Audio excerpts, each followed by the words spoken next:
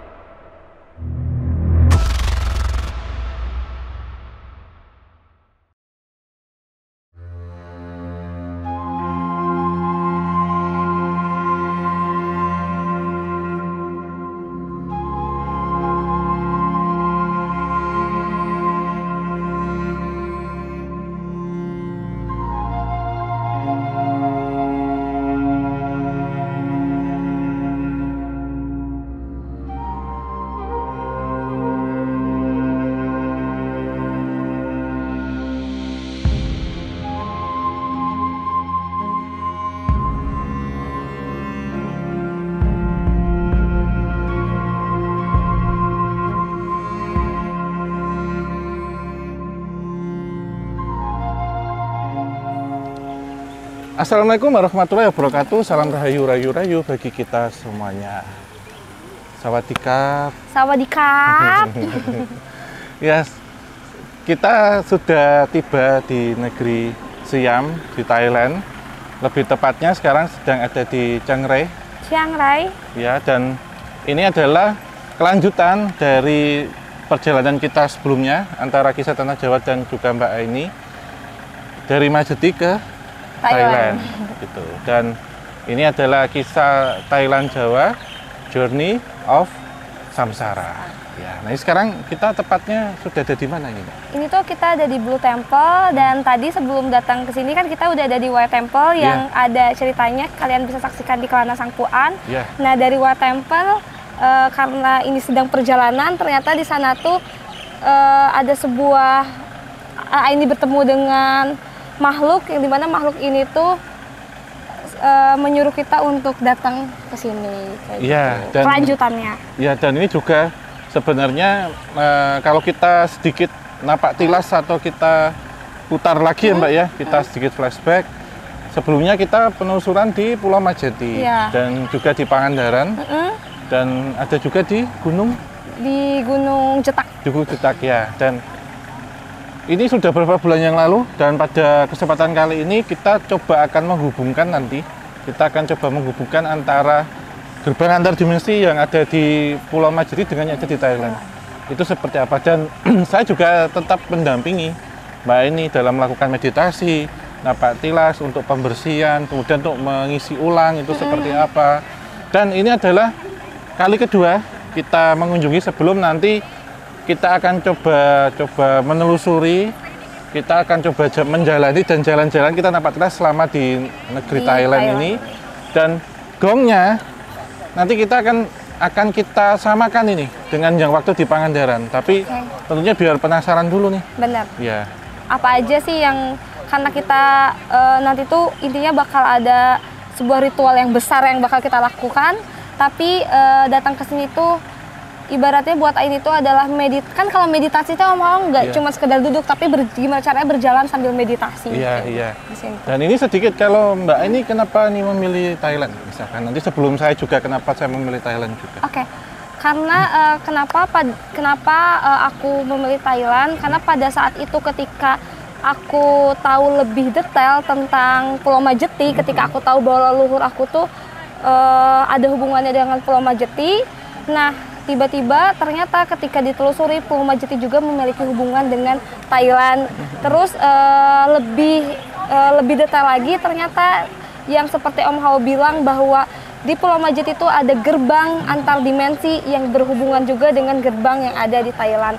Terus karena ada suatu hal kegelapan di Pulau Majeti, dan kegelapan di Pulau Majeti ini tuh berasal dari Thailand, tapi solusinya untuk Pulau Majeti juga berasal juga dari Thailand. Iya. Kayak gitu. Dan jika kisah tanah Jawa, kita mencoba untuk menelusuri Nusantara, itu tidak terbatas hanya di Indonesia saja. Karena Nusa Antara, jadi di antara pulau-pulau yang membentang antara Madagaskar hingga Karibia. Termasuk juga hubungan-hubungan yang ada di wilayah ASEAN, terutama antara Indonesia dengan Thailand. Jadi kita mencari perbedaan dan juga persamaannya. Dan kenapa saya pilih Thailand? Karena ini menarik, baik kita dari secara budaya, sejarah, dan juga entitas-entitas makhluk astralnya. Nanti juga yang akan kita temui ini dalam perjalanan berikutnya. Benar. Mbak ini mungkin akan menemukan apa, saya akan menemukan apa, dan persamaannya seperti apa. Dan secara energi memang para leluhur kita dan juga para leluhur Thailand sendiri sudah saling berhubungan. Iya. Sudah terjadi diplomasi. Iya. Bahkan sejak kerajaan-kerajaan lama ya, sejak kerajaan bercorak Buddha terutama. Dan ini bentuk dari mengawali kita sudah mengunjungi beberapa kuil dalam bahasa setempat disebutnya Wat. Setelah sebelumnya tadi di Kelana Sangkuan, kita mendatangi kuil yang White Temple, White Temple, ini kita akan jadi Blue Temple. Mungkin coba nikah dan fansnya apa ini kalau di Kelana Sangkuan? Para Kelana. Para Kelana, sobat. Jadi digabung dari para nikah. Iya, para nikah, benar. Kayak gitu. Jadi para nikah nanti tetap simak ya perjalanan kita seperti apa. Tentunya tidak hanya kita akan menyajikan tentang hal-hal supranatural dan juga spiritual.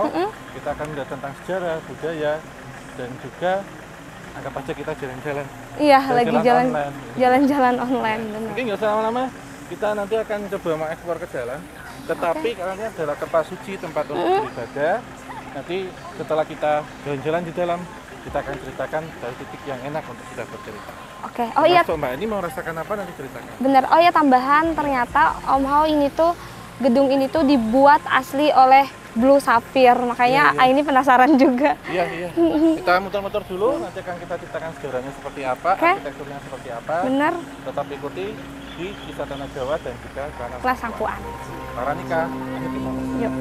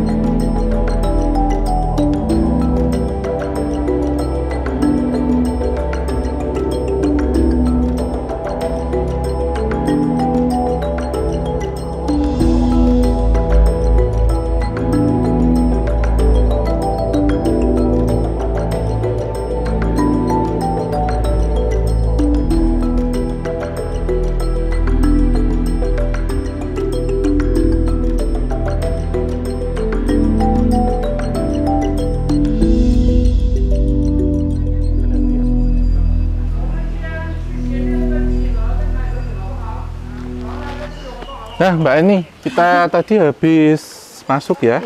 Kemudian ada sedikit laku meditasi.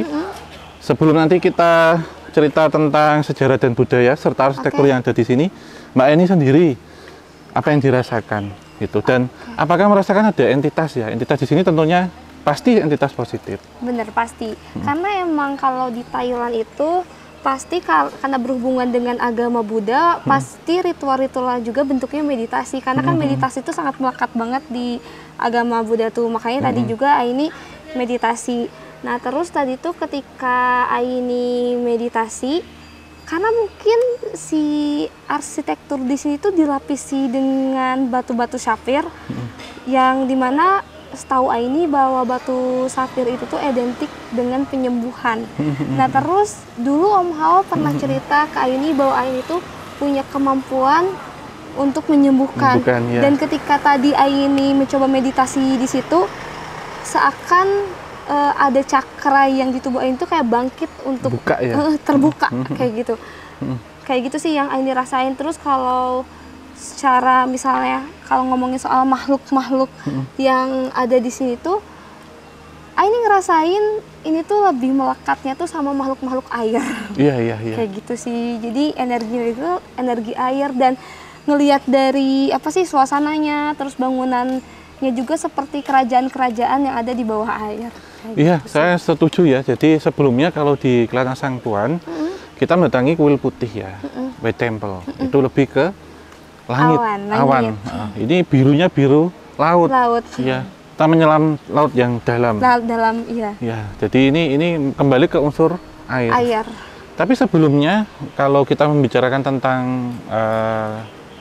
Blue Temple ya, ini dalam penyebutan bahasa setempat itu namanya Wat Rong Sue Ten. Yang artinya adalah kuil harimau menari atau The Dancing Tiger. Ya. Nah, kenapa dinamakan ini? Karena kan kalau kita lewat atau kita lihat banyak sekali ornamen-ornamen harimau. Iya. Ya, jadi ini sendiri sebenarnya dibangun dan dirancang sama arsiteknya dengan White Temple, Mbak. Waktu periode sesi waktunya juga tidak terlalu jauh. Namun ini dulu dibangun di atas kuil yang terbengkalai selama hampir ratusan tahun. Nah, selama hampir ratusan tahun itu, menurut mitologi ataupun legenda masyarakat setempat, sering terlihat banyak harimau berkeliaran di sini. Dan harimau-harimau itu sering menari. Seperti gerakannya, gesturnya itu kayak menari, loncat-loncat, gulung-gulung. Kayak kalau lihat barongsai lah ya, benar, sama kayak barongsai gitu ya. Jadi zaman dulu di sini benar-benar masih hutan lebat. Dan ada kuil memang di sebelah tadi Mbak ini. Jadi itu kuil kuno yang berdiri, kuil baru yang berdiri di atas kuil kuno. Berarti ini di rebranding ya? Iya, di rebranding dari building gitu dengan arsitektur baru. Nah, kalau kita lihat ini sebenarnya bangunannya, arsitekturnya, alirannya itu Thailand murni, tetapi mengalami gaya-gaya kontemporer, jadi baru gitu. Nah, pemilihan warna biru itu mendasarkan pada rasa bijaksana dan rasa kebersihan atau kesucian. Jadi ketika keluar dari sini diharapkan lebih bijaksana, lebih wise, gitu. Karena emang di Buddhis ini sendiri bahwa kenapa Buddhis tuh meyakini dengan warna biru, karena simbol menurut Buddhis warna biru itu adalah sebuah kesucian dan keyakinan. Makanya waktu belajar meditasi Vipassana, itu tuh bagaimana caranya Aini melihat cahaya biru kayak gitu. Jadi di meditasi Vipassana itu teh, karena si biru ini tuh ketika di dalam meditasi muncul energi-energi biru, disitulah mulai kita tuh harus mengkukuhkan diri atau mengkonsistenkan diri kayak gitu. Tetap ibarat kata kita juga bijaksana dalam menyikapi, dan ketika berpikir hati harus bersih gitu. Dan warna biru juga menandakan ketika cakra itu sudah melampaui warna tersebut, sehingga akan menaik ke warna nila atau ungu atau indigo. Jadi biru juga ketika orang tenang, ketika orang bijak, berarti bisa merasakan energi semesta. Nah, ini sebenarnya clue juga yang dipakai Mbak ini.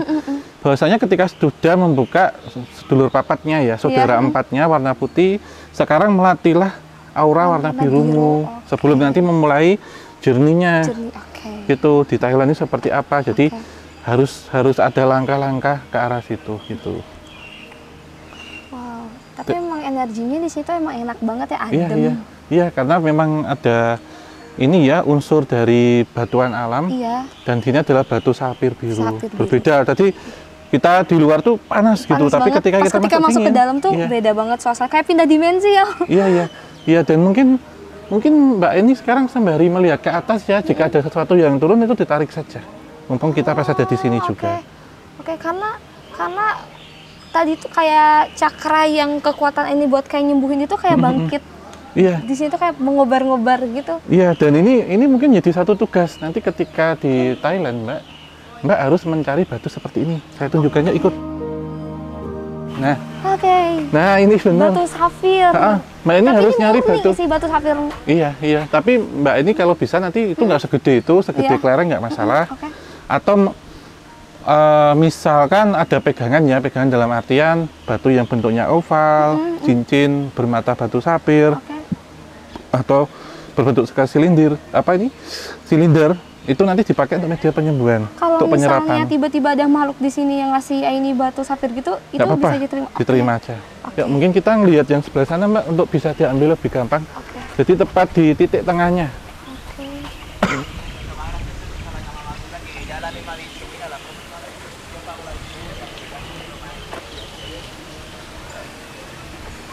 Di sini aja mungkin ya.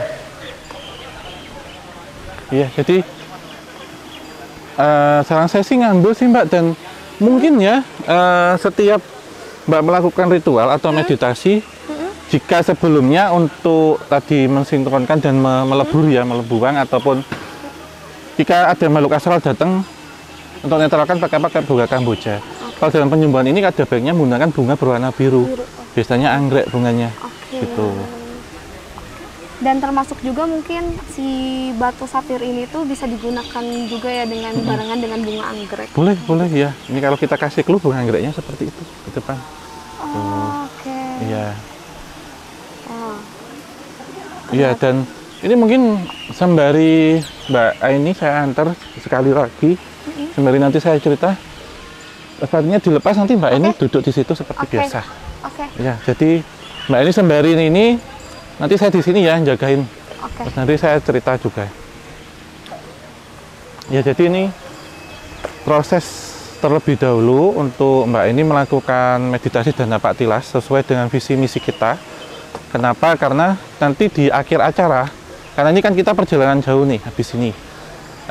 Kami dari tim kita Kisah Tanah Jawa akan mencoba mencari perbedaan dan juga persamaan antara sejarah budaya, entitas astral dan segala hal yang berkaitan dengan metafisik, hubungannya seperti apa antara Indonesia dengan Thailand. Visi misi kita. Sementara Mbak ini nanti akan menapak jejak leluhur dan juga lebih menetapkan lagi secara perjalanan 99 gunung, 99 lautan. Ini salah satu awal mula ketika datang ke Thailand seperti apa. Jadi sembari kita tunggu untuk proses meditasi terlebih dahulu.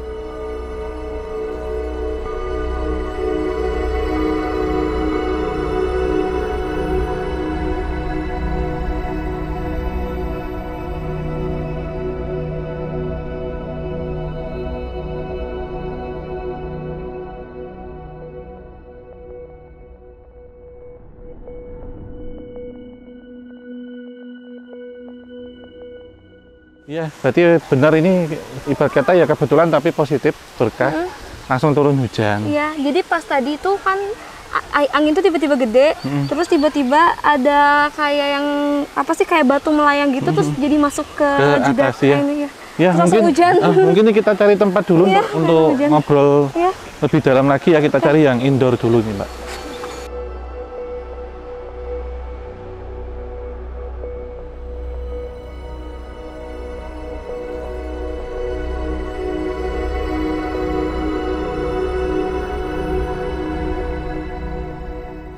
Nah ini Mbak Eni mungkin sedikit kita rekap ya dalam kita sebelumnya di kuil putih, kita sekarang di kuil biru. Nah tadi cerita detailnya seperti apa waktu meditasi terakhir sebelum turun hujan. Mungkin Mbak Eni bisa ceritakan lebih dahulu. Oke, jadi aku tuh tadi meditasi. Di situ aku coba kayak pasrahkan aja, aku kosongkan diri aku. Dan aku mencoba kayak kalau misalnya di sini ada manfaatnya, tolong lancarkanlah. Dan kalau di sini ada yang bisa aku gunakan untuk kebaikan aku, tolong berikanlah kayak gitu. Dan ternyata ketika aku meditasi, ngefokusin, tiba-tiba ada cahaya biru datang, terus kayak masuk ke jidat. Tapi setelah itu tuh turun hujan. Terus pas masuk ke jidat tuh rasanya tuh kayak lambung tuh kayak rasanya lambung naik sakit, tapi udah gitu tuh kayak lega banget rasanya. Udah keluar gitu ya. Kayak gitu. Cuman aku nggak tahu sih Om itu apa gitu cahaya biru itu yang masuk ke jidat tuh. Iya, itu sebenarnya kalau saya bilang ya, itu aura birumu sendiri yang kemudian lebih tepatnya itu sudah stabil. Oke. Nah ini udah reda nih Mbak ini. Iya, tiba-tiba hujan tadi. Iya, tapi berkah, alhamdulillah. Berkah, bagus, baik gitu. Apalagi ini unsurnya adalah unsur air. Iya, birunya biru air. Nah, ini kita kembali ke pertanyaan saya sebelumnya tentang Mbak ini mantepnya mau ambil jurusan apa dari beberapa yang saya tanyakan itu kan pilihan. Dan tadi saya sedikit ulang ya. Selama kita ngobrol sebelumnya, obrolan santai sampai hari ini kita ketemu di Thailand. Menjalani satu proses itu berat tidak? Mengalami cedera enggak? Keluhannya apa? Kemudian sejauh mana? Ibarat kata, saya bukan menggurui, bukan Mbak, tapi ini kayak misal evaluasinya itu seperti apa nanti biar saya bisa kasihkan masukan dan bimbingannya enaknya mau kemana gitu. Monggo, silakan. Karena sebelumnya tuh kan Aini tuh berasal dari Pulau Majeti. Nah, Pulau Majeti ini tuh adalah tempat situs kebudayaan keramat yang emang pada zaman dulu dilindungi oleh leluhur Aini. Dan leluhur Aini ingin secara turun-temurun tuh Pulau Majeti tetap terlindungi. Dan salah satu tujuan Aini untuk perjalanan ini tuh adalah gimana caranya Aini bisa melindungi Pulau Majeti, bisa hal-hal yang pada saat dulu dilakukan sama leluhur Aini untuk menggagalkan setiap proses pemujaan di sana tuh bisa dilanjutkan oleh Aini, karena mungkin siapa lagi yang bakal melanjutkan itu kalau dari garis keturunan.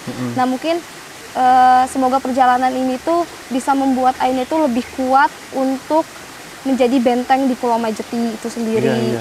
Nah kalau misalnya tiba-tiba Aini punya kemampuan untuk menyembuhkan, itu adalah kemampuan yang luar biasa dan mungkin bisa bermanfaat bagi banyak orang. Dan itu Aini tuh senang kalau misalnya emang kemampuan ini bisa berguna bagi orang banyak. Karena kalau misalnya untuk Aini berhubungan dengan Pulau Majeti itu mungkin tidak akan universal, tidak dengan banyak orang gitu. Tapi kalau mungkin Aini punya kemampuan lebih untuk menyembuhkan, ya Aini senang karena banyak hal di dunia ini tuh penyakit-penyakitnya tuh banyak hal yang di luar nalar gitu Om Hao. Kayak gitu. Dan gitu kalau Aini terpilih untuk bisa menyembuhkan hal itu, ya Aini senang gitu. Semoga itu bisa jadi lahan ibadah Aini juga kayak gitu untuk menyembuhkan itu. Nah, pada intinya perjalanan ini tuh untuk Pulau Majeti itu sendiri untuk Aini melindungi, karena emang si bagian kegelapan Pulau Majeti itu masih selalu mengutuk keluarga Aini. Jadi bagaimana Aini bisa menghadapi kutukan itu gitu, untuk bisa menghadapi sang kala murka. Dan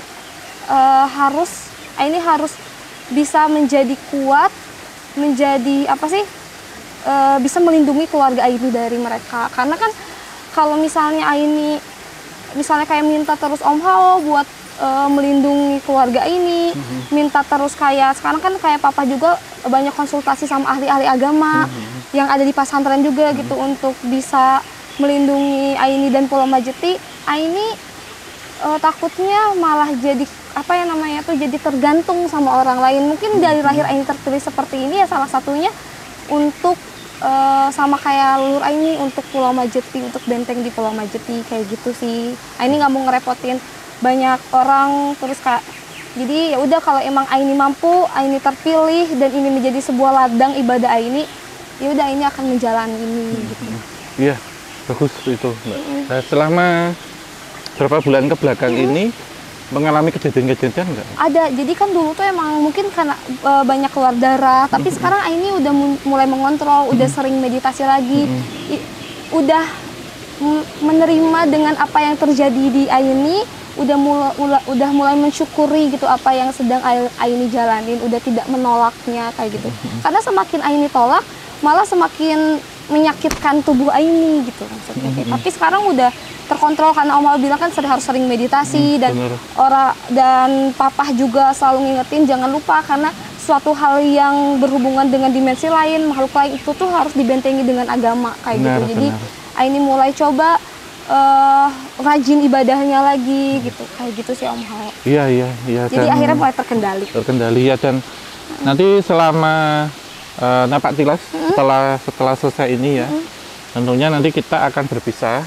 Mbak ini nanti rencana mau ke Chiang Mai ya? Iya, ini mau ke Chiang Mai karena kenapa memilih Chiang Mai dari sebanyak provinsi dan kota yang ada di Thailand? Kenapa memilih Chiang Mai? Karena Chiang Mai itu identik dengan pegunungan. Terus Aini emang suka banget alam, suka banget pegunungan.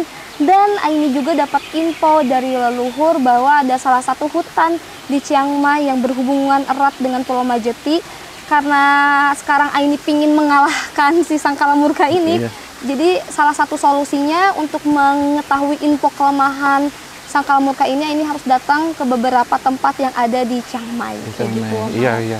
Dan nanti tentunya Kisah Tanah Jawa juga akan menelusuri Thailand dan kita akan ke Bangkok dan sekitarnya. Kita akan mencoba membandingkan nih Mbak, dan kita mencari sejarah ya yang berkaitan erat dengan Nusantara.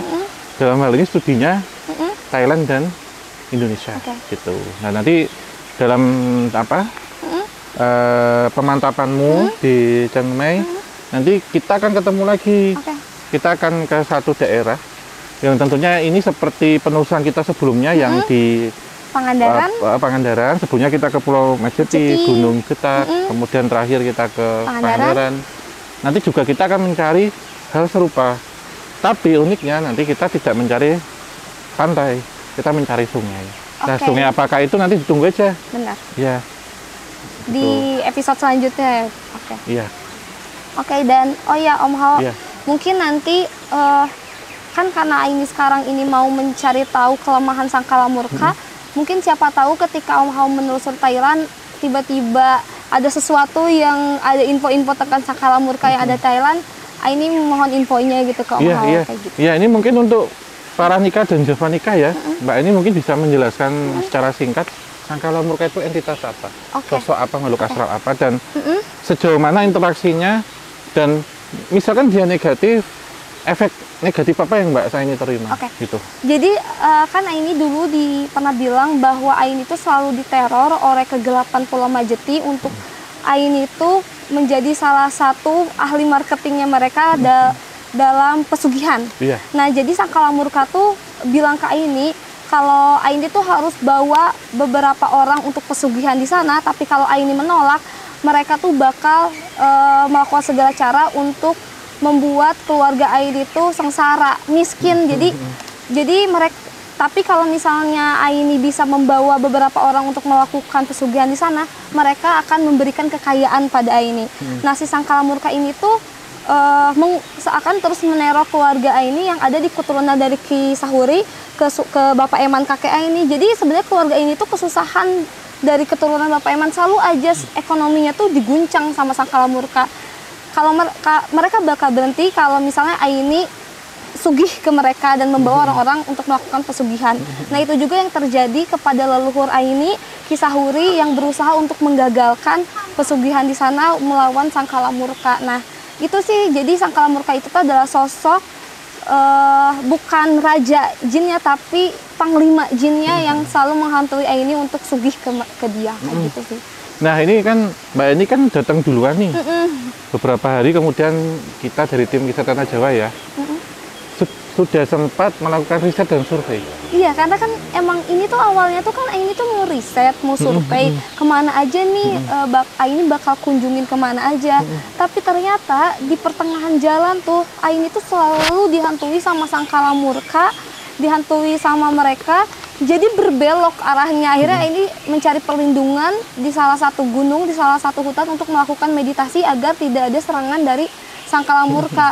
Nah, ketika proses meditasi ini tuh, Aini tuh di sana juga, di gunung sana juga banyak biksu-biksu yang meditasi. Nah, di sana tuh Aini dibimbing salah satu yang kata Om Ho bilang bahwa nanti bakal ada Fajriya yang akan membimbing. Ketemu akhirnya. Ketemu, namanya Kataya. Namanya Kataya. Dan Kataya membimbing Aini untuk pergi ke hutan itu, melakukan sebuah meditasi, dan katanya di hutan itu terdapat satu entitas yang tahu kelemahan si sangkala murka ini. Dan Aini tuh menghubungkan Aini kepada dirinya, tapi mungkin emang belum jodohnya atau kemampuan Aini belum sekuat itu. Aini merasakan energinya tapi belum bertemu. Tapi nggak apa-apa. Tapi yang jelas dari perjalanan meditasi itu tuh banyak sesuatu yang Aini dapatkan. Yang pertama tuh Aini bisa mengontrol diri Aini dan mengontrol cakra Aini kayak gitu. Jadi maaf banget nih, Aini jadi belok yang mau survei, jadi malah hilang di hutan 3 hari kayak gitu. Dalam komunikasi dengan siapa Kalaya? Sangkala murka. Ini tadi Fajriya Thailand. Kataya ya. Itu Mbak ini pakai bahasa apa? Apa dia bisa bahasa? Dia bisa bahasa Indonesia, macam-macam. Karena katanya dia tuh adalah salah satu entitas di Thailand yang hijrah ke Pulau Majeti. Dan balik lagi ke Thailand. Karena dia tuh hijrah ke Pulau Majeti itu pertamanya gara-gara ada sebuah energi yang di Thailand yang dibawa ke Pulau Majeti oleh sangkala murka. Nah, sekarang tuh si Kataya ini tuh kayak minta tolong nih Om Hao, biar si energi itu tuh balik lagi ke Thailand. Tapi karena energi itu besar, mungkin ini sekarang masih belum mampu untuk membalikan energi tersebut, karena itu berhadapannya dengan sangkala murka yang mengambil energi tersebut. Nah, salah satu bentuk wujud atau bentuk gangguannya itu apa, Mbak? Dan dari sangkala murka. Dan efeknya seperti apa? Ganggu konsentrasi, sakit, mual atau apa? Oke, itu jelas ya kalau kayak dia serangan ke tubuh Aini. Bahkan sebenarnya kayaknya serangannya tuh kayak pengancaman kayak gini Om, yang bikin Aini kesal. Kalau kamu nggak balik dari Thailand, lihat nih saya. Jadi anak Aini yang terus diancam. Yang di Bandung ya? Iya, yang di Bandung. Makanya jadi Aini tuh, perjalanan Aini tuh nggak fokus gara-gara ancaman dari sangkala murka ini. Dan yang kedua, selalu aja ketika perjalanan tuh dibikin kendala. Yang bikin mengerikannya kemarin tuh bis tiba-tiba mau kecelakaan, kayak dibelokin sama si sangkala murka untuk dibalikin bisnya. Itu sih yang menurut Aini, ini udah sangkala murka udah bahaya nih, mainnya udah kesini kayak gitu sih. Emang dia tuh gak ada habisnya gitu ngeganggu keluarga Aini. Tapi kan kalau beberapa kali tuh pas Aini mau pesan kendaraan tuh dibuat kayak nggak mau orang-orang tuh ngejemput Aini. Padahal tuh lagi di tengah hutan ya. Jam 8 tuh biasanya tuh suka banyak malam, jam 8 malam, tapi tuk-tuk tuh suka banyak yang lewat. Sebelum Aini perjalanan spiritual tuh itu selalu aja banyak yang lewat Om Hao. Tapi ketika pada saat itu dibikin gak ada yang lewat kendaraan, sampai kita tuh nunggu, aku sama Kiki teh sampai malam-malam nunggu di situ nyari kendaraan. Terus dibikin selalu hujan deras kayak gitu sih. Salah satunya itu. Nah, ini ngomong-ngomong nih, sebelum nanti kita akhiri dan kita akan mengemban visi dan misi kita ini. Dan nanti kita akan ketemu lagi di satu titik. Awal ketemunya dengan Kalana. Kataya. Oh, Kataya. Kataya itu seperti apa, dan mungkin sedikit cerita ya, ketika datang itu seperti apa wujudnya. Kalau si Fajriya kan seperti pocong. Ini seperti apa, Mbak? Secara detail, secara umum. Oke, kalau Kataya tuh dia pakai topi, jadi pakaiannya tuh etnik banget. Iya, itu apa? Wujudnya perempuan. Jadi etnik dia tuh kayak diuntuk. Kayaknya sama ini juga, sama Paja juga kayak seumuran gitu. Cuman dia diuntun 2 gitu, terus pakai topi bulat. Pakai topi bulat gitu, pakaiannya tuh etnik gitu.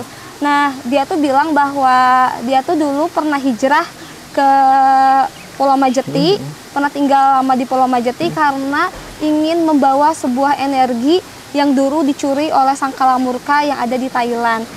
Dan dia tuh kayak sama leluhur Aini itu bekerja sama untuk gimana caranya balikin energi tersebut.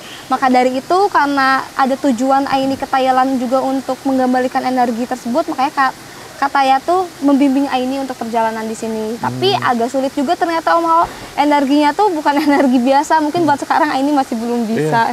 Ini mungkin kan nanti lebih dekat lagi ya, lebih PDKT lagi ketika nanti melakukan meditasi dan Pak Tilas Mbak ini ya. Di titik pertemuan kita nanti, apakah katanya mau diajak? Mungkin nanti akan pinjam raganya Mas Amai. Oke. Biar bisa komunikasi. Jika tadi dijelaskan bisa berkomunikasi dalam bermacam-macam bahasa. Dia bisa macam-macam bahasa. Oke, nanti mungkin ini kita akan mulai perjalanan kita. Kita akan pisah habis ini. Oke. Tapi nanti berpisah untuk bertemu kembali. Iya. Mbak Aini ke Chiang Mai, kita akan ke Bangkok. Oke. Nah, nanti seperti apa nanti ditunggu aja, nanti terus Baca Vanika dan juga Kelana Sangpuan. Kelana Sangpuan. Oke, kita tutup dulu ya. Terima kasih untuk semuanya yang sudah menyaksikan dari awal hingga akhir. Jangan lupa dukung channel Kisah Tanah Jawa, podcast obrolan santai, dan juga Kelana Sangpuan. Dan cara like, subscribe, dan nyalakan lonceng, serta share sebanyak mungkin. Kita tutup akhir kata, wabillahi taufiq wal hidayah. Wassalamualaikum warahmatullahi wabarakatuh. Mugia tansah pinari rahayu sagung dumadi. Kap. Kapun kap. Iya, jadi tempat ini tuh gini, Mas. Secara hukum adat ya, hukum setempat, saat matahari terbenam, ada baiknya untuk tidak berkunjung ke sini. Kenapa? Karena di malam-malam tertentu ya, patung ini tiba-tiba gerak, tiba-tiba jalan sendiri. Termasuk yang ada di sini semua. Ini semuanya Ya, jadi menjadi satu hal yang ditakuti oleh warga, dan depannya kan jalannya sepi banget.